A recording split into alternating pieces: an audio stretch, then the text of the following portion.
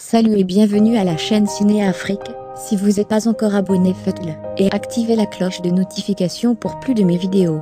Dans cette vidéo, nous allons vous parler de la série 3 femmes, un village et l'évolution physique de ses acteurs. 3 femmes, un village est une série télévisée burkinabé réalisée par Aminata Diallo Glé et coproduite par la société de production burkinabé Jovial Productions. La série comporte 30 épisodes de 26 minutes et a été diffusée à partir de 2010 sur les chaînes publiques burkinabées. Après la série 3 hommes un village, les acteurs reprennent leur rôle dans le village de Kikideni.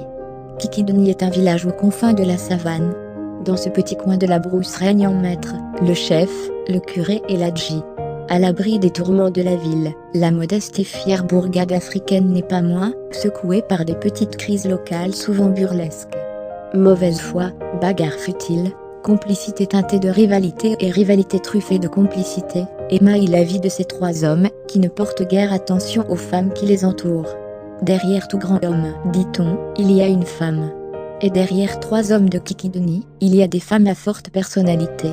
Voici les acteurs et actrices du série 3 femmes un village.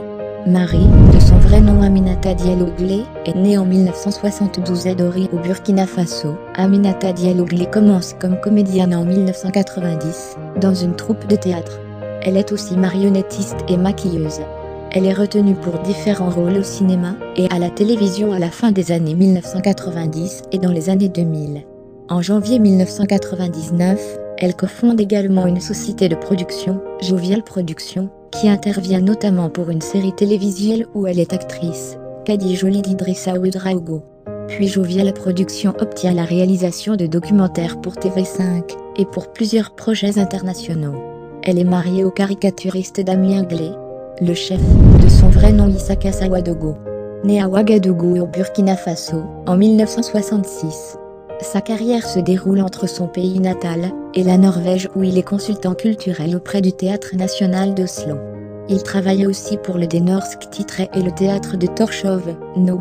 Il est membre fondateur du Carrefour International de Théâtre de Ouagadougou, CITO. Alors qu'au théâtre, il s'impose rapidement dans nombre de classiques, il doit attendre sa rencontre avec l'artiste multidisciplinaire belge Nicolas Provost pour être véritablement remarqué au cinéma, avec le court-métrage Exotic Or, en 2004, qui lui vaut plusieurs prix, notamment celui du meilleur acteur au Festival du film francophone de Namur en Belgique. Par la suite, il tient des rôles de premier plan dans, entre autres, Si le vent soulève les sables de Marion Zancel, L'envahisseur de Nicolas Provost, et Digo Star de Frédéric Pelletier. L'adji, de son vrai nom Rasmane Ouedraogo, est un acteur et assistant réalisateur connu pour Tilahi, 1990, Adangaman, 2000, et Moulaade, 2004.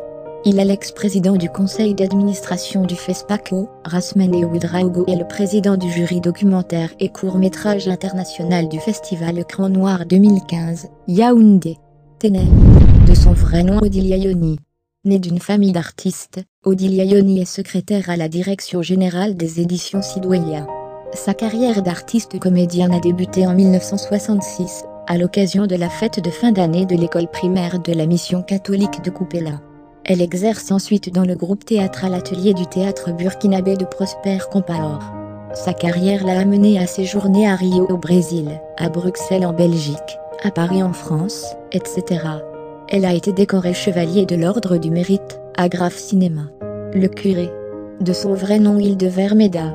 Certains l'appellent Monsieur le curé, d'autres, l'homme à la barbichette, ou bien, l'homme à l'écharpe. Hildevermeda est l'un des acteurs du théâtre et du cinéma burkinabé qui ont actuellement le vent en poupe.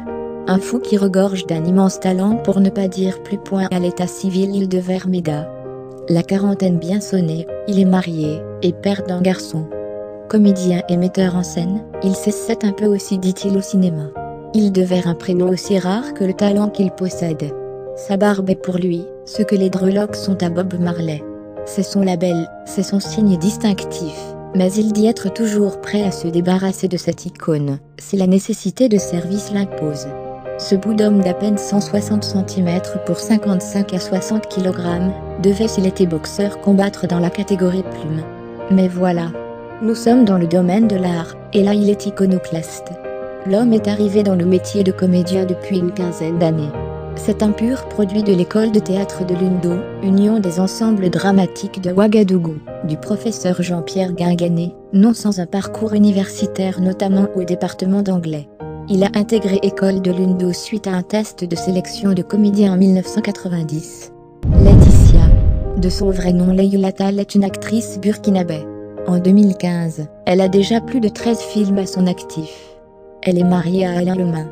Elle a joué des films et séries TV, extrait, À l'ombre d'un tamarinier, rôle, indien, Du jour au lendemain, 2014, série TV d'Adamaro en bas, 50 x 26 minutes, avec Michel Boiri, La forêt du Niolo, 2017, d'Adamaro en bas. Bibata, la femme du chef.